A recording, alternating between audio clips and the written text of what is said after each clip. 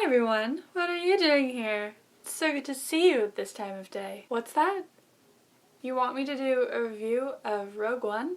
The new Star Wars movie that is actually a spin-off that is actually amazing? Wow, what is this? My lightsaber? What a coincidence. I would gladly do a Rogue One review. You have it. Your wish is my command for this instance. Hello everyone, my name is Lily. Welcome to my channel. I am so glad you are here today because it's a Star Wars kind of day. We saw it on opening night. It was so good.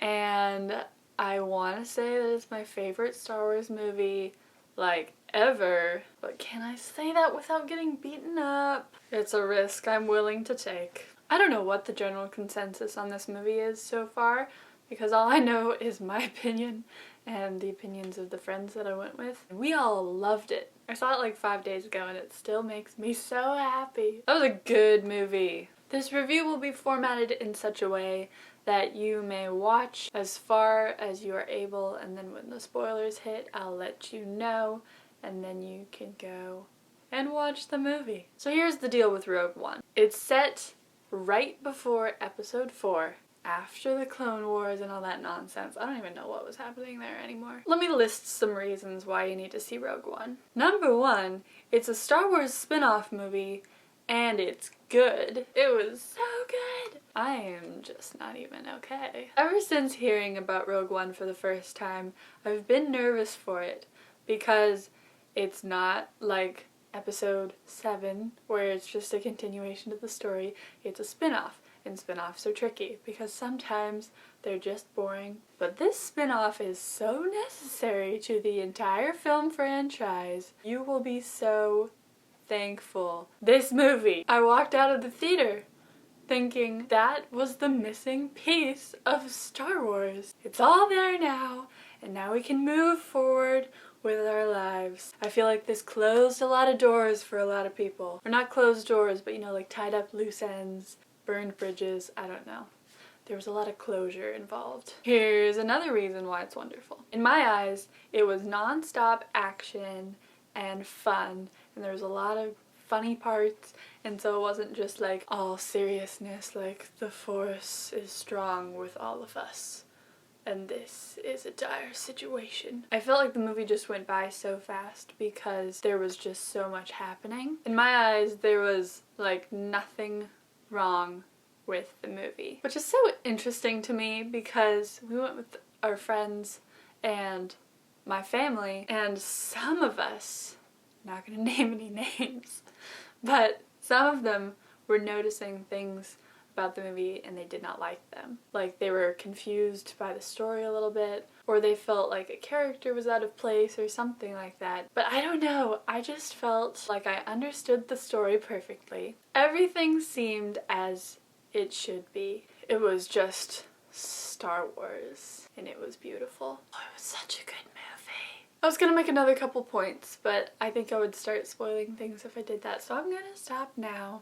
If you haven't seen Rogue One yet, please do it. If you're leaving us now, I want to thank you for watching the video and also remind you to rate the video, comment, and subscribe so that you can be here for the next Star Wars movie. It's gonna be a while, but I've got some filler videos. Let's talk about spoilers now, shall we? These are Rogue One spoilers.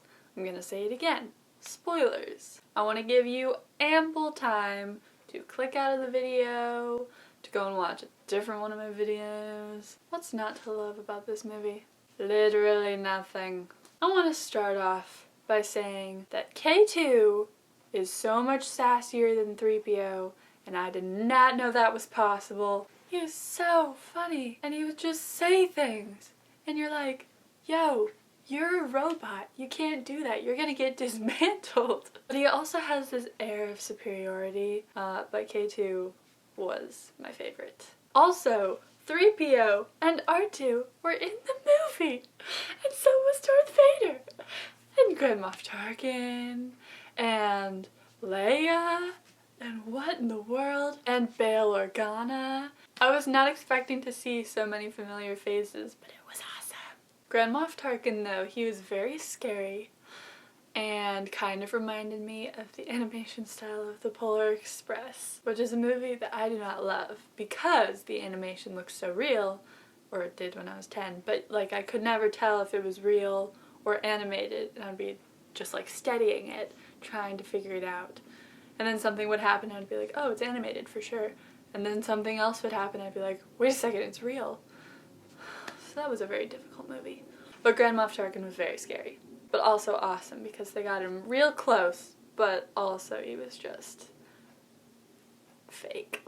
It was better than some Star Wars episodes though. Talking about Yoda puppet in episode 1, my friends. I thought Jyn was awesome and I thought her backstory was really cool and sad.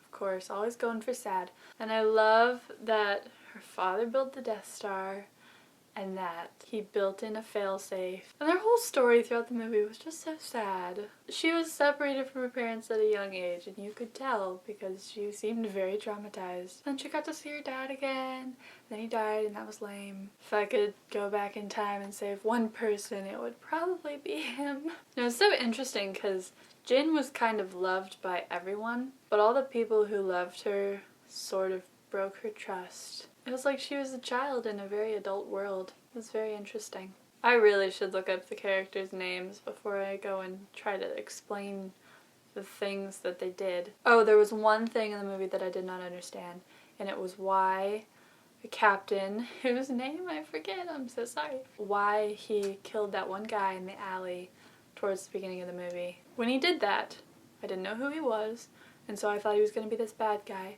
But then time went on and he just kept proving himself to be a good guy, and so I didn't understand why that happened. If anyone knows, leave a comment, let me know. I want to go back and see Rogue One again so bad, so when I do, I'm gonna like go with a list of notes and try to check some things off.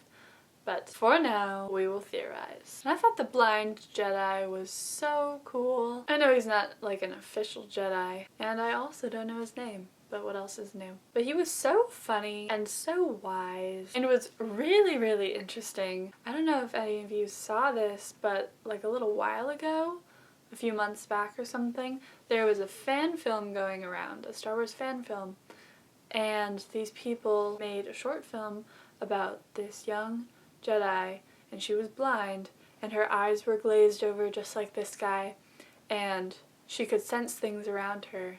And it was a very, very similar concept to what was happening in Rogue One.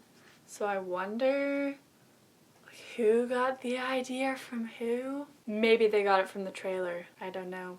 But it was very cool seeing more of that because I liked this short film so much. I loved that concept for a Jedi. Because like when they put the blaster helmets on when they're training and they're young, they're not supposed to see. They're supposed to be able to feel it. And when you're actually blind, that's all you've got. He was an awesome character. He took big risks and expected big results, and he always got them. And I felt like this movie had the perfect amount of weird, too. I can't remember exactly where or exactly what, but it just felt like Star Wars, and Star Wars is very weird. Oh, when the Death Star was blowing up that city, and it was just like a shockwave of Earth and really big rocks. That was awesome and scary. And it was a billion times worse at the very end when everyone died. Okay, I never mentioned this. I didn't know what Rogue One was about when I went and sat down to see it. I knew it was Star Wars and that's all I needed. And I've been trying to avoid trailers as much as possible because I feel like they just give everything away. There was a time when there was the 30-second trailer and it was all you needed to say, that looks like a good movie. I want to see that. I avoided the Force Awakens trailer for months and months. I'm so proud of myself for that. But then as I started watching and my friend Tiana was explaining to me like it's a war movie and they're trying to get the plans to the Death Star, I was like, they're not making it out alive, are they? Nope, they're not. I loved the ending though. It was so powerful because I loved every single character.